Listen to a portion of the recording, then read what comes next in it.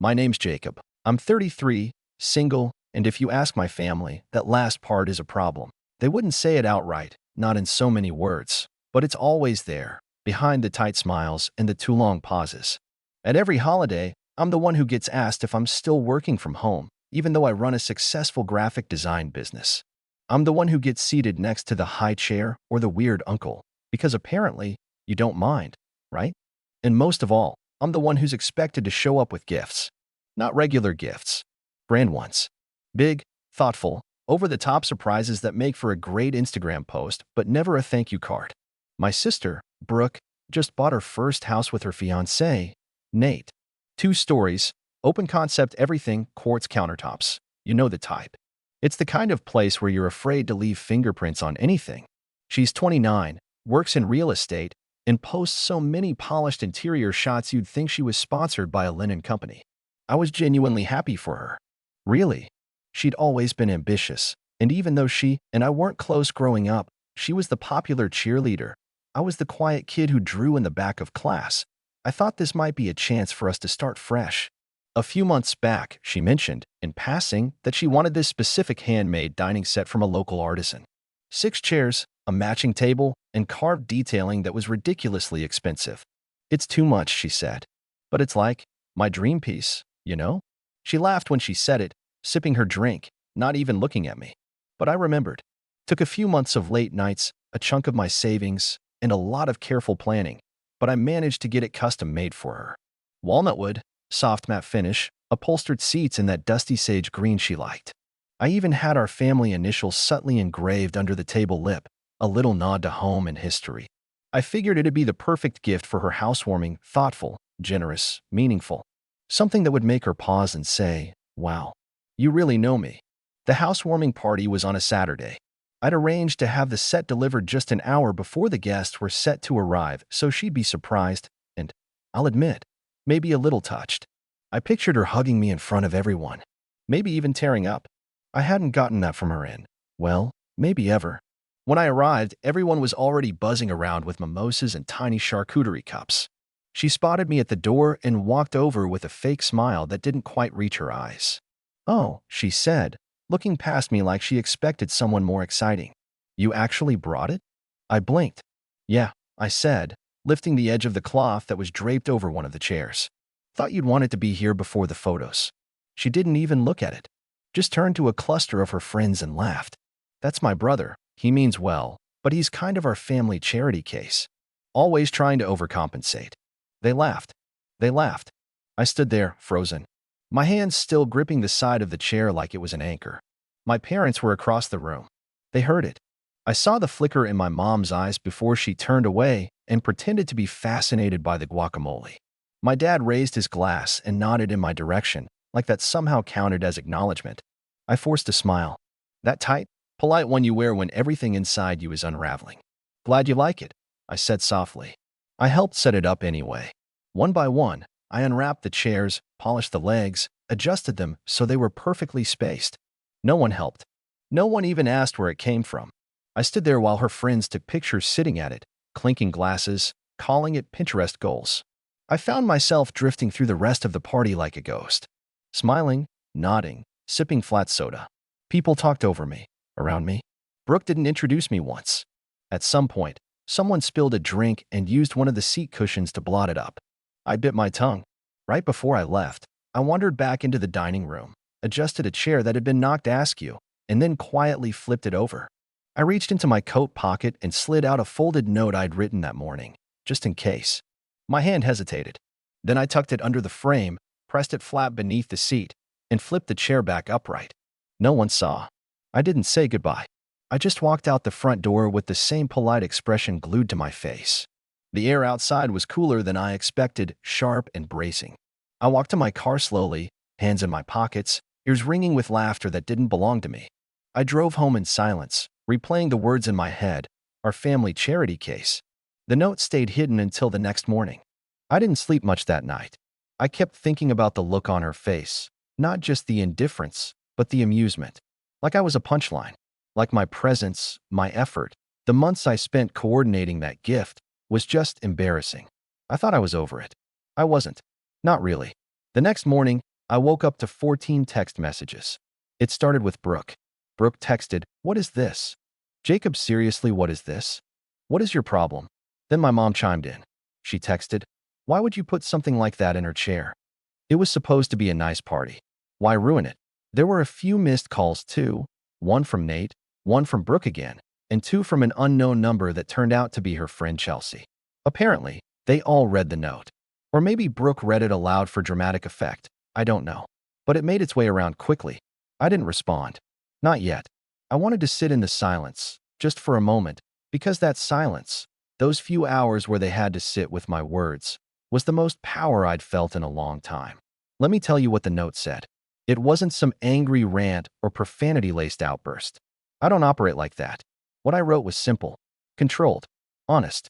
Brooke, this dining set took 4 months of savings, 2 weeks of back-and-forth design edits, and 3 late-night phone calls with a carpenter who doesn't normally take custom jobs anymore.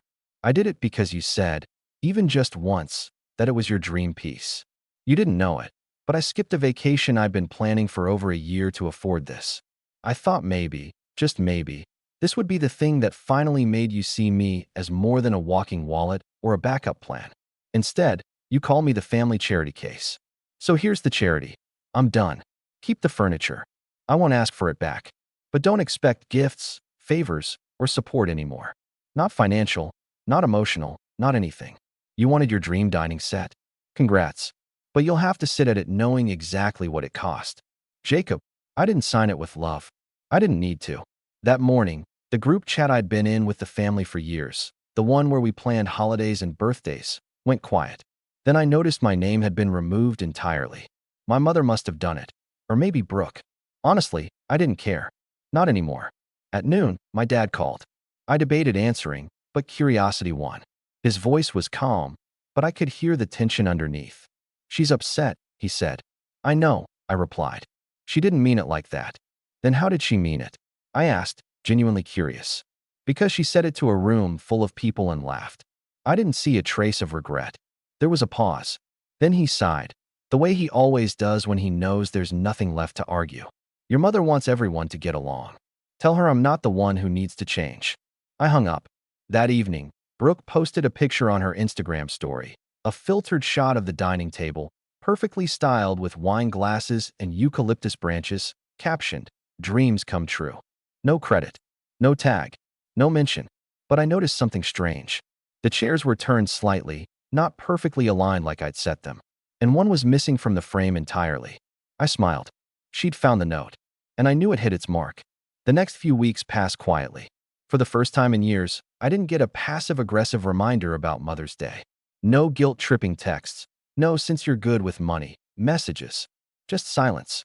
And then, 2 Saturdays later, something happened that pushed the tension from simmering to a full boil. I was at a local coffee shop when I ran into Nate. Alone. He looked like he hadn't slept. Pale, bags under his eyes, jittery in a way that didn't match the calm, curated vibe he always tried to project. He recognized me, gave a stiff nod, and tried to walk past. But I stepped in front of him. "You read the note too?" He didn't answer, just looked over my shoulder like he wanted to disappear. "She's been crying," he muttered eventually. "Told everyone you blindsided her." I raised an eyebrow. Funny, no one's ever blindsided when I write checks. That stung him. I saw it. Then he said something I didn't expect.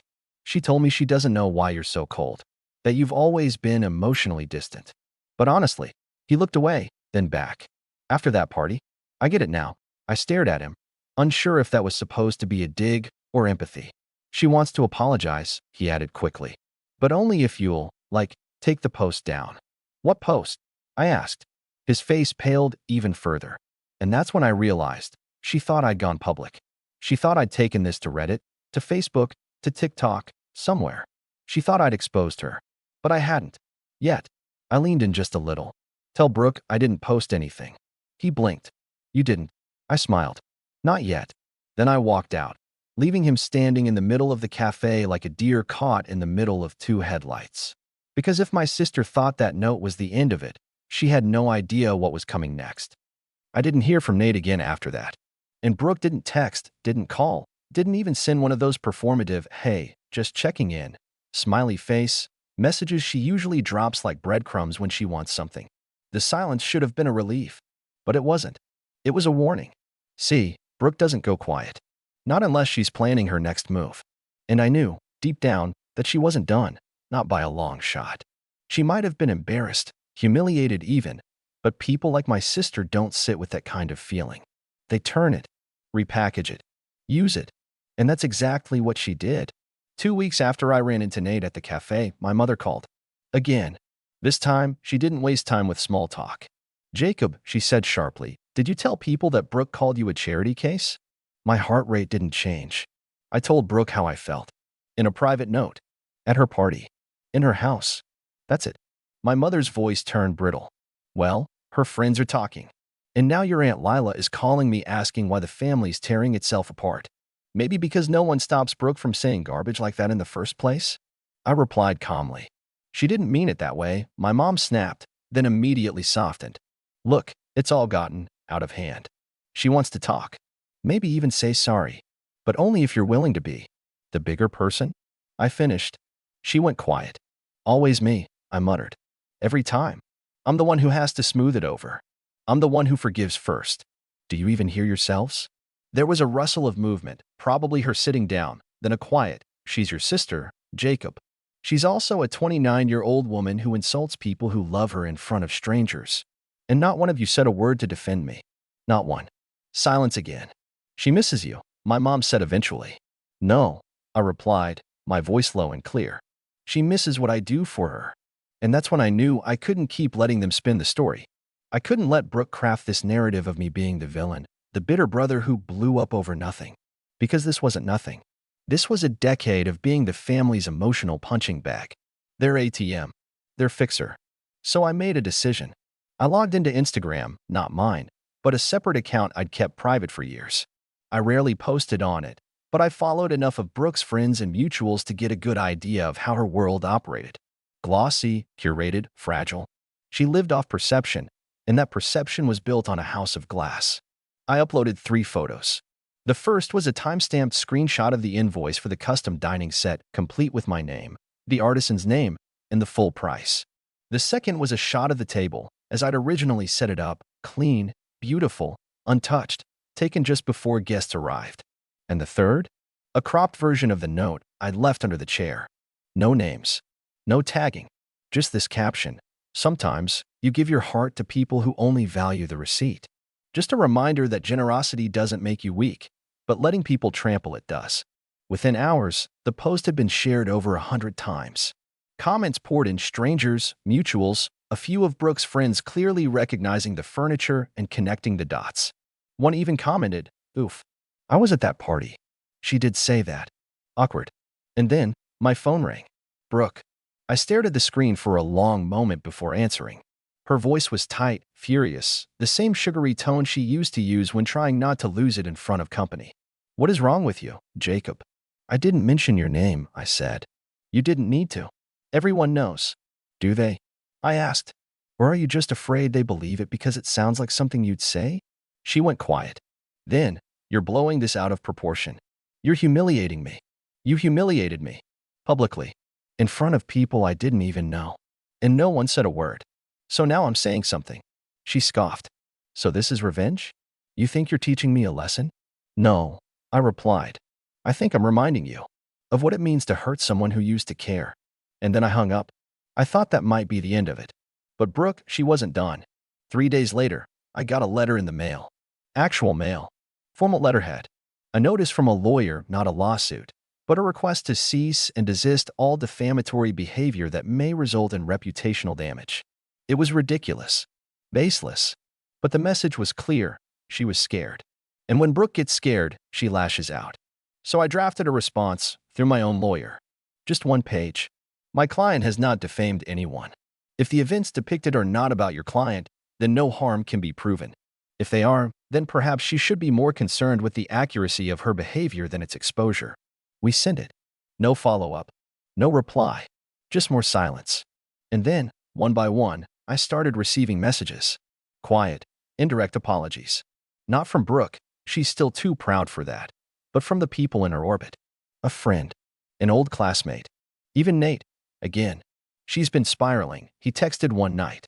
Said something about losing deals over this. People are asking questions. I didn't reply.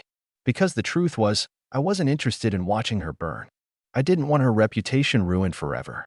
But I did want the illusion gone, the perfect sister, the polished mask, the fake humility. And now? Now she had to sit at her dream dining set every morning and remember who gave it to her. What it cost. And how easily she threw it away. About a month after the lawyer letter and the viral post, I started hearing whispers that Brooke had taken her Instagram down. Not just deleted posts. Not just archived content. Gone.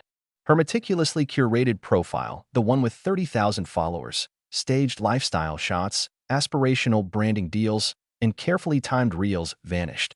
I didn't notice at first. Honestly, I wasn't checking. But when someone I barely knew from high school messaged me saying, "Bro, did your sister really delete her whole page?" I checked. And yeah, it was wiped clean. The whole thing. Her online persona, the perfect life she built around a lie, crumbled without fanfare. And while part of me expected her to rebuild it like she always did, to rise from the ashes with some dramatic post about growth or boundaries or whatever buzzword she'd latched onto this quarter, she didn't. Instead, she disappeared. I didn't see her again until our dad's birthday dinner a few weeks later. My mom had called, trying to get the family back together, like she always did when she sensed things were fraying past her ability to spin. I agreed to come, not because I wanted to play peacemaker, but because I'd made peace with myself. I arrived 10 minutes early and brought a drink I knew my dad liked. Nothing flashy. Nothing performative. Just thoughtful. Intentional. The house looked the same as always, but when I stepped inside, there was a tension I hadn't felt before. My mother smiled too hard. My dad kept glancing at me like he wasn't sure which version of me he was about to get. I hugged them both, calm as ever, and sat at the table. Brooke came in 15 minutes late. She looked tired. Not in the obvious way, she still had on her signature, effortless outfit and subtle makeup, but the shine was gone. There was a hollowness in her eyes, like the mask had finally slipped and she hadn't figured out how to put it back on. She didn't greet me with a hug. Just a small, awkward, "Hey." I nodded. "Hey." Dinner was strained. My mom kept filling silences with forced laughter.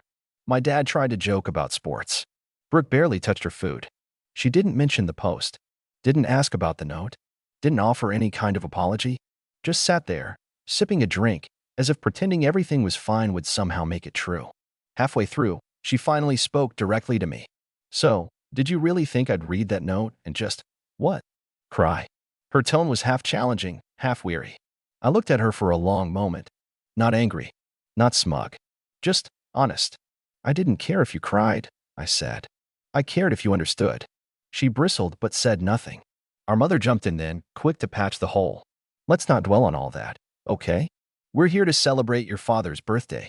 But Dad, surprisingly, held up a hand. "No, let them finish," he said. His voice was calm, but firmer than usual. "I think we've all been dancing around this long enough."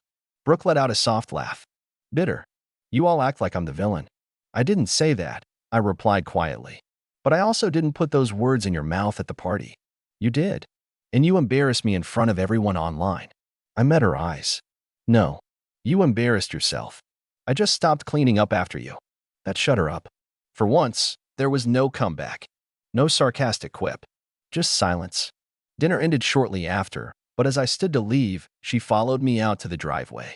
The air was cool, the sky that soft shade of deep blue just before night fully falls. She stood on the front steps, arms folded, staring at the ground. "I've lost 2 sponsors," she said finally. "Brands. Deals. All of it dried up." I waited. I had to go private. I was getting tagged in stuff. People gossiping. Calling me a gold digger. A narcissist. "You humiliated someone who cared about you," I said, voice steady. "This is the fallout. You don't get to cure it consequence-free anymore." She looked up sharply. "You wanted to punish me." "No," I said. "I wanted to be free of you." Her mouth opened, then closed. For the first time in our lives, I saw real vulnerability flicker across her face. "Do you hate me?" she asked softly. That question, oddly enough, broke my heart a little. "No," I said, and I meant it. "I don't hate you. I just finally accepted who you are." She blinked, like the answer didn't land where she expected. She stepped back, visibly shaken, and said nothing as I got in my car and pulled away. That was 8 months ago. Since then, I've heard from her exactly once, a short email with no subject line and no greeting. Just 2 sentences. I found the initials under the table lip. I cried. I'm sorry. I didn't reply. Not out of pettiness, but because I didn't need to. See, real revenge isn't fire and fury. It's not screaming matches or public takedowns. It's knowing that, eventually, the people who took you for granted will have to sit at the table you built every day and feel what they did. I didn't ruin her life. I just stopped insulating her from it. And when she sets her wine glass down at that gorgeous walnut table with the sage green chairs and those little carved initials she can't unsee, she'll remember the one person who showed up when no one else did and what it cost her to laugh in his face. As for me, I finally booked that vacation. 2 weeks in Lisbon. No Wi-Fi. No family. Just sketchbooks, long walks, and the sun on my skin. And for the first time in a long time, I didn't feel like a charity case. I felt like someone who remembered his own worth and never let anyone forget it again.